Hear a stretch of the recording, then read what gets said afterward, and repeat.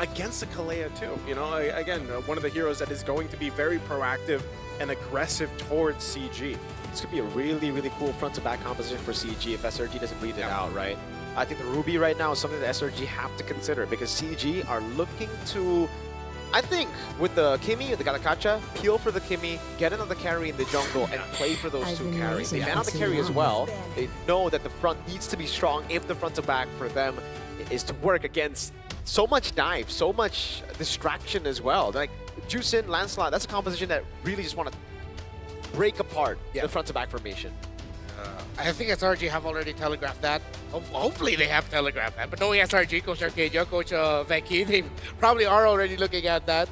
Other than the Ruby, we might see a shift back into the CC Gold lane, but something that we haven't seen a lot of in recent time as well. I'm trying to remember if we've seen it in the wild card. I think maybe there's CC Golds in the wild card. Yes, there were plenty, I would say, of CC Golds together with Gata. That's another very good option in the gold lane. Also front to back. They ban out the carries in the jungle, so Haya gets taken out. Carries. Are they just gonna full set and just go Joyce ban also? Just so they take away all of the main carries? Yeah, it really depends on how they want to play with the Kalea now, because usually when you already have a Kalea, the Joy is fine to deal with, and then you can build on it with a Harith as well. It can still work here. Dang, if they go one more jungle ban too, SRG takes one more jungle ban, you know, I'm wondering what's gonna be in the hands here for CG.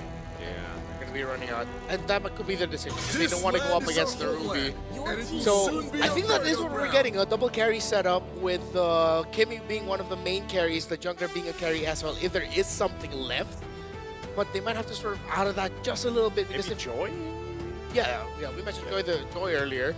But if it's Joy, then your center is all magic. Hey, it's a best of one. I guess you have a Yuzong, and we are expecting the Ruby to come out, so then you'll have enough physical, I guess, for the side laners here. It'll be a balance between the Yuzong and Ruby. But that means SRG will leave the Ruby open, and that's already kind of concerning, because again, for SRG, they want to break the formation, and with a Gatot, with a Furious type Petrify, and the Ruby, it's going to be tough. They do ban out the Joy. Now it's really going to limit Gary's picks in the jungle. Oh, okay. Maybe they go Fred and then Granger, Kimi Granger. Yeah, great combo. Work very well together. A lot of people have seen that. Yep. What if there's a room for Suyo later on? If there isn't enough magic damage on the side of SRG, like if they save it for the last pick. Well, they're still gonna go magic damage route. Okay. They go Harith with the Kimi. So this makes it even more interesting to see what CG picks up in the jungle. It's like, unless they do opt for, like, are we actually gonna see Gary playing a utility? What's utility? Like utility left? Again, the Fredrin, the box is still open. Yeah. So you could still go with that, and like, that's actually okay. If they do opt for utility with this composition that they have, especially now that the Harith came through, they're generally going to be okay. It's all set of potential that they have between the Yuzhong, the Gatakancha, and then you put yourself on a utility jungle. It gives you enough time as well to go ahead and respond to, again, that aggressiveness that's going to be coming out from this lineup already from SRG. They'll take the Phoveus, and then lastly, there it is, man. They'll go for it. They'll go for that Granger. Interesting. I thought it was going to be more of an independent pick for Innocent, a Claude, a Moskov. Yeah. But it's the Granger, so he's going to have to rely on the rest of the team to win out that trio mid battle, or stay even. So SRG, they have a lot of avenues to go through in terms of how they want to execute and play around their Granger. If it goes really well in the center, then they can play through Sakai's to help the Granger, or if they're just going to funnel all to the Granger at the beginning. So we'll see if we get that version, or CG, they're taking their sweet time thinking about what they're going to pick. Is that a Freya? The Freya? Yeah, the Freya jungle? He's holding him, dude. Yeah, it looks like it is going to be Freya jungle. Oh my goodness. Interesting. Okay. Interesting. Count on the team with Chiku to show up with something crazy here. This is great. Hey, I'm happy. Yeah. I'm glad to see it. I mean, I'm just glad they ended up with a physical damage dealer, because they really couldn't afford to. Oh, there was no one that they could pick up as magic anymore. They could have just gone utility, I feel like, at that point, but like Freya is a different, whole different scenario. Maybe the Fredrin was also considered, but when they saw the Granger, they was like, yeah, maybe like we're good. Let's just try to match them with damage. A theme again that was set up from the wild cards. It seems like where teams are also putting a lot more importance towards your damage profile and having enough of it in the early to mid game, because most teams who rely too much on mid to late will struggle. Welcome to the rematch of the MPL Malaysia Grand Finals. SRG versus CG, the first Civil War series for this day in the Swiss stage.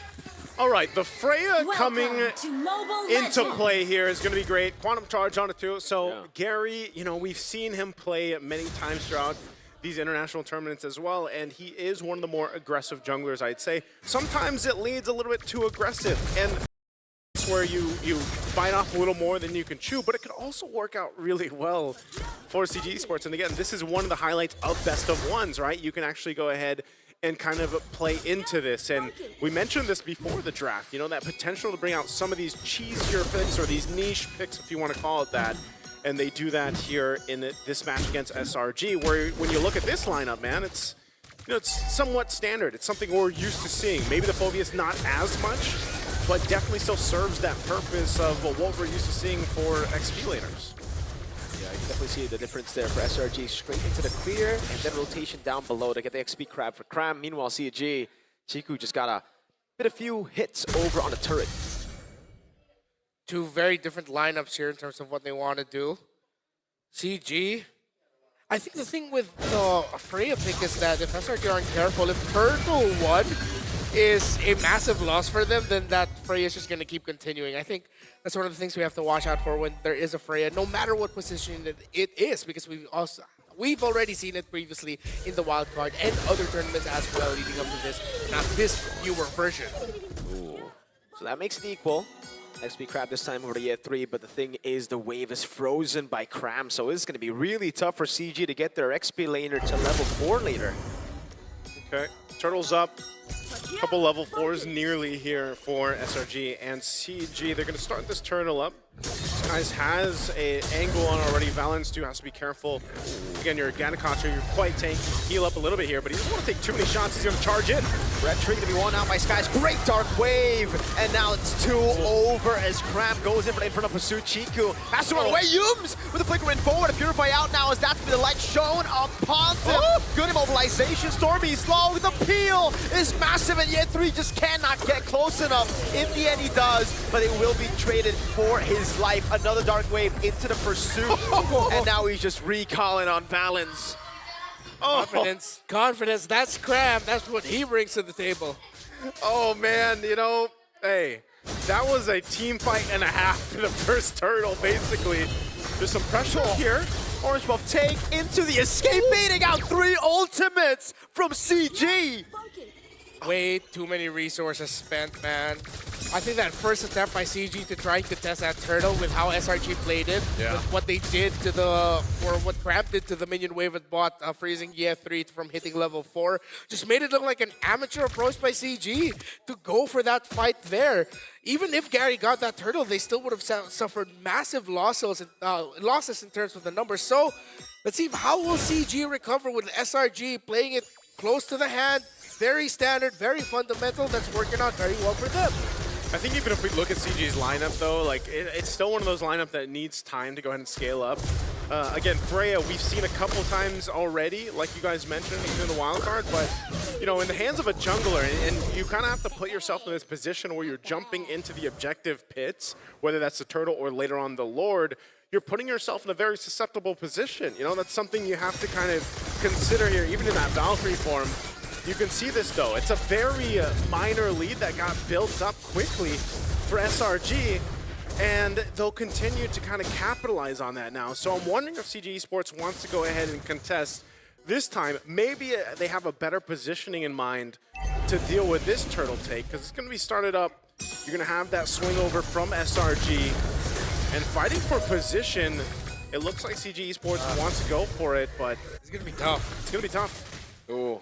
Chico already getting away. Turtle in control of Yums. Better positioning overall for SRG.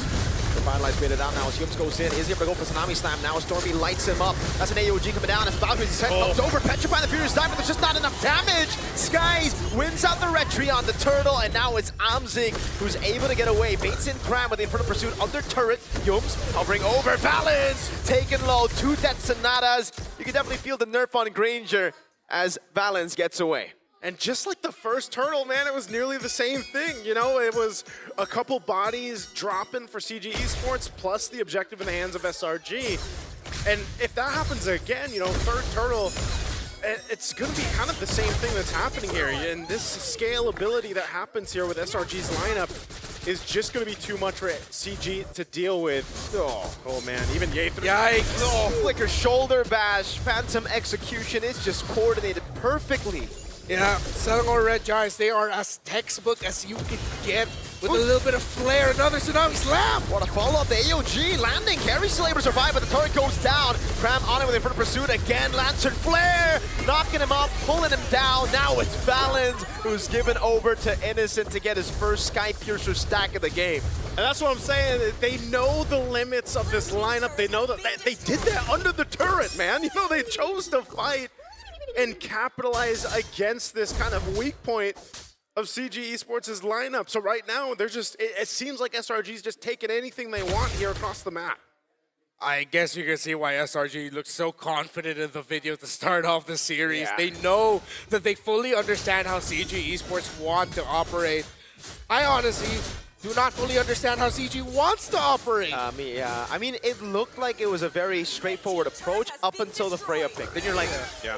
what? Right? Yeah, but That's why I almost wonder, what if it was like a Freshman or a Baksha? You know, like what if it was something a little more bulwarky, you know, something a little more staple that can actually go ahead and get in position and face off against these objective takes. at least Innocent got what he wanted. These are not the same picks. It's very different. But picks, as different as they are, it looks like it's just going to be the same result. Amzik is going to be left in the bottom lane. Is Crab going to come in? Is he going to try and take him? Oh no, look at happen. the cutoff. Oh no, the sandwich. Perfect turtle already. They're going to play with Amzik here. An AOG onto him. Amzik was as good as dead. That's a second Sky Pierce coming down now. A taunt landing with a Petrify as well. Now into the back, they dive in. Yum's going to take it out of Skies in the back line. Is able to find Chico, and Gary is sustaining, but Innocent is gunning them down. Yet 3 taken out by Skies, and Innocent gets a triple. A triple kill for the Beast, a wipeout too. They chose that fight in the bottom lane and they just couldn't come out with anything except a couple kills. But again, they need way more for CG to get back into this game. To quote a great man I've seen on the internet millions of times, why are you fighting? Why? Why? Why? I have no idea. Why would you What was the AOG? plan? I heard the question mark on AOG because Look at this. Yeah. It was suicide, no? Like, Amzik was as good as dead already. They decided to come in. They're up against Lancelot. They left their Kimmy behind. And SRG again just separated them. And I mean, not only that, but look at Innocent, man. Like, Innocent's just chilling. yeah, SRG, okay, this is not to undermine SRG. They're not doing anything special. They're doing their jobs perfectly. Tsunami Slam locked him down. Amzik still able to go for the Tsunami. Oh my goodness, the turnaround over on Yums. He's still able to survive a Stormy. Goes up to Crimson Beacon. Innocent is unstoppable. Just Dragon is going to come down on him. Petrify over, but Innocent will take him out. That is 60 stacks on Sky Piercer. But they went for it again, man. I will say there's like these little windows where it's looking like, man, CG Esports is at least going to take someone with them. They take Yums that time. Almost got Innocent. Now, the question that might be is how much more time does CG Esports need to be able to actually capitalize on those kills? Because it feels like, again, this entire game, they've just been throwing themselves at SRG. If their theory here is that maybe they'll get tired eventually, that's not going to happen. They're not going to happen, CG. SRG can do it all day. Yeah, they can do it all day. They can just keep going. So open up the map, take down minion waves, stop forcing fights. If one of you go down, just accept that you cannot get the trade at this point. You cannot get the favorable trade that you want to get a massive swing. You're going to need to cross the 30,000 threshold first Yep. and somehow hope that they're still not crossed past 40 SRG, but that is close to impossible here. Oh, Tsunami Slam on balance, dude. They can go for whoever they want, and he locks him down! Oh my lord! That was the main man, that was the frontliner, and balance just got cooked. Yeah, that's unfortunate, man. That's why, again, the Kalea is such a top priority pick when that hero is open. Innocent just taking the shots here. They get the Purify out from Emzik. This Lord's going to be worked on, though. Gary. Freya's doing work now in a 2v1. That's the kind of execution he needs to space out perfectly. Does with the sustain of Yums. And that's another 19-5 now. That's really tough, man. Yeah. Again, at this point, CG, like I said, is kind of scrapping here for whatever they can get. Yes, Gary will be back for this defense. They still have the Holy Defenses up, but man, 10K behind at nearly the 11-minute mark of this game. This is a massive lead right now for SRG. They'll get ready to go ahead and march towards the base here, getting the Holy Defense down in mid. Top's going to be next. What can CG Esports do here on this defense? Throw out a couple ultimates out, clearing out that Lord and the lane. They might be able to hold on to these base turrets just yet. They will be able to. Holy Defense keeping CG's hopes of winning this game, somehow turning it on around alive. I think critical items of the Harith still on the way to the Holy Crystal. Of course, Innocent's been locked in fully for a long amount of time. 10,000 gold lead, 60 stacks of the Sky Piercer, 582 and counting as well on the passive of the Granger. So to say that this is going to be a tough climb is an understatement. We usually say this is one of those moments where it will take a miracle and there's no sugarcoating it. It will take a miracle or a mistake. Yeah, SRG need to like dive in fountain for this to happen. Yeah. Come back. It's ooh. It's one of those cases, but it's also like, all right, you look at the lineup CG Esports brought to the table. Gary's jumping in, Ye3's jumping in, but at some point, Emzik has to be able to pop off on the Harith. And like you said, you take a look at the items, man. He has ground to cover. Lord. Look at this, 3,000 behind right now in terms of what Innocent has in his arsenal. Yeah, that's about as cooked as it can get. But you hope that you're able to hold on. And I feel like, you know, in a lot of situations when you're looking at 10K deficit, that's all teams can do. And you then have to go ahead and look. Again, when you're viewing these games and you see a 10K deficit, you have to start to think, all right, what do we look at? Defense potential with this composition? Are we thinking that it's actually going to be worth or capable of defending the next Lord push? Because they're most likely not going to contest that at all.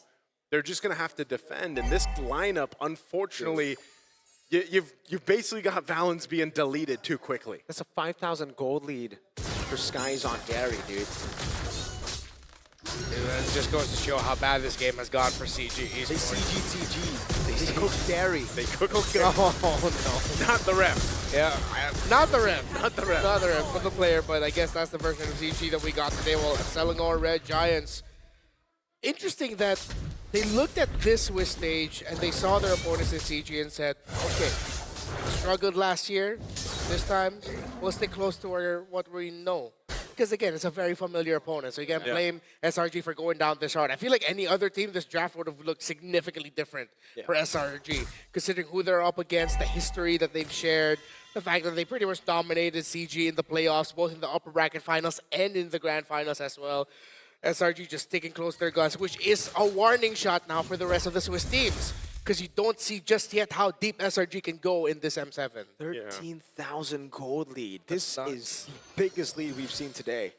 I was going to ask, is it the biggest lead even in wildcards? I think close. It's got to be close. Got 14K. 14K, that's right, yeah, the 14K. Well, now we'll see if they can defend against it. Guys! Yeah. Punctures all around. Trying to go for siege. IOG. Skies now jumps in, knows there's no AOG. Oh, actually mistimed the Thorn Road. Doesn't matter though, Innocent's godlike. One more stack away from getting the full Sky Future stack as Gary's gonna become a Tsunami Slam brought back into the fray. Skies being to turn to the mid lane as Ye3 will fall. They're gonna peel for him. Innocent fully stacked with a double kill in his hands. Now it's Crimson Beacon and the Death Sonatas constantly coming down on CG Esports. Two more ways to play with. This guy's walking up again. That's going to be the Demand Force over. Doesn't even matter. Innocent gets a double. This is almost an unofficial Savage. Innocent has to flicker out. That's a Purify out from Chico, who's able to find a kill now as Innocent walking over, no minions. Let's go just for a shot, but Balance able to body block now as he goes on Balance. It looks like they want a stat pad all the way. They don't want to go for the end just yet. They want to get a few more kills on Innocent. That's an AOG into the wave. That's Sonata. He's legendary. He's killed Balance twice in that fight. I think Innocent was like, give me one more. Give me one more before we ended it there. SRG